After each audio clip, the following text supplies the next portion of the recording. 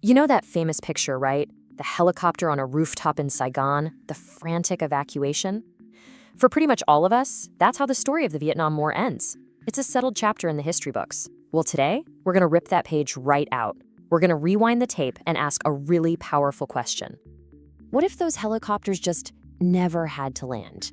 What if, back in 1975, a stable, non-communist South Vietnam was standing strong? How would that one single change ripple out across the decades and completely reshape the world we live in today? All right, let's get into it, because trust me, the answer changes everything you think you know.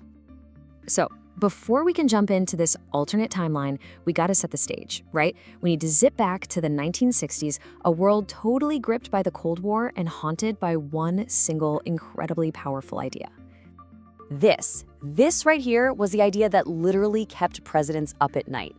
The domino theory wasn't just some catchy phrase. For the folks running American foreign policy, this was basically a law of physics. The logic felt inescapable. If Vietnam falls, then Laos, Cambodia, Thailand, they would all topple right after. This theory was the engine driving every single decision. It was just a perfect storm of three huge forces crashing into each other. Politically, you've got this brutal proxy war, a tiny piece in the massive global chess match against the Soviet Union. Then, militarily, you have this total clash of styles. America's overwhelming firepower against North Vietnam's strategy to just bleed the US out year after agonizing year. And then, and this is so important, back home, America itself was just falling apart at the seams with the civil rights movement and massive anti-war protests. That fight at home was just as important as any battle in the jungle. Okay, so given all that, how could things have possibly gone differently? How could the US have gotten to a stable outcome? And look, this isn't about just dropping more bombs or sending in more troops. The whole idea here is a smarter war, not just a bigger one. And in our alternate history, it all hinges on three very specific, very clever strategic shifts. Let's jump to that timeline and see how it works. Think of it like a three-number combination lock to unlock a different future. First up, you gotta win over at the people. So an aggressive land-to-the-tiller program happens in the early 60s. It gives peasants ownership of their land, which cuts the Viet Cong's main connection to the countryside. Second, you change how you fight. Forget search and destroy. The focus shifts to village security, a real hearts and minds approach. And third, the geopolitical masterstroke. Nixon's famous visit to China happens 2 years early, in 1970.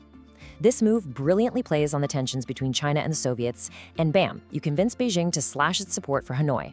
Suddenly, North Vietnam is left high and dry.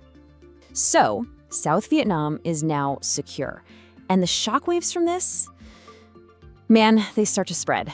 The impact is immediate, and for the countries next door, it's literally the difference between life and death.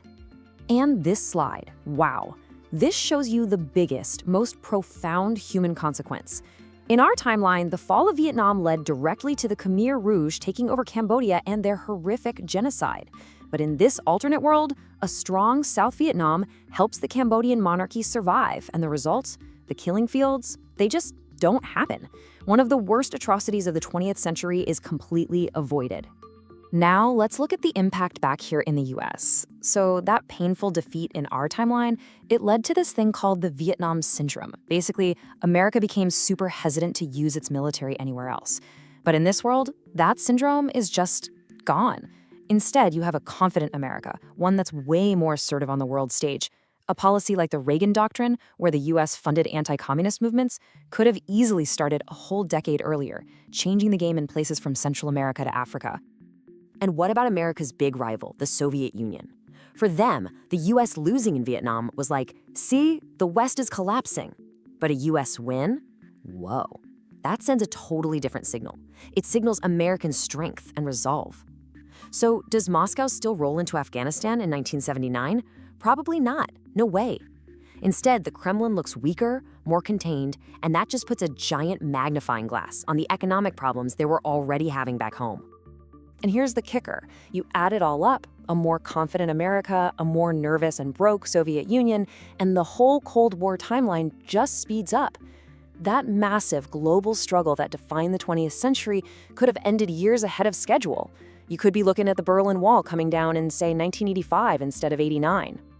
All right, let's hit the fast forward button and come to our time. How does all this reshape the 21st century?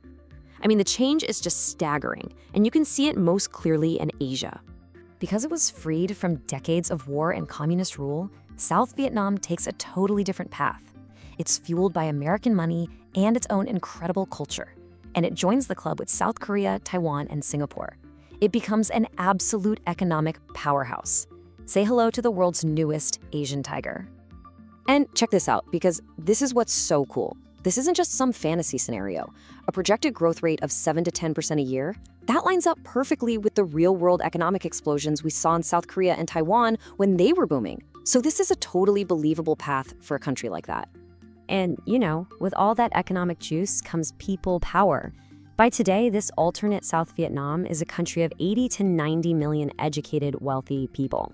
Its capital, still called Saigon, by the way, is now on par with places like Seoul or Taipei as a global hub for tech, money, and culture.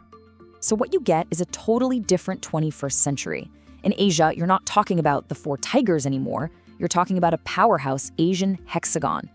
American foreign policy is way more interventionist because it sees it as a strategy that works. And the competition with China, it gets a whole lot more complicated, with a rich, strong US ally sitting right on its southern doorstep.